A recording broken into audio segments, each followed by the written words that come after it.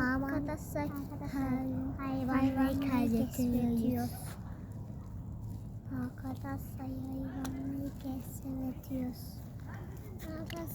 Arkadaşlar hayvanları kaç ediyoruz. Kaç ediyoruz dedi. Ne?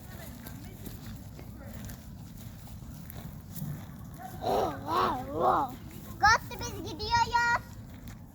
Arkadaşlar hayvanları Hani yılan. Çok kuyuya yatıyorum. Yılan göstermedin. Gördün mü? Salyangoz. Evet. Şimdi salyangoz. Şimdi salyangoz.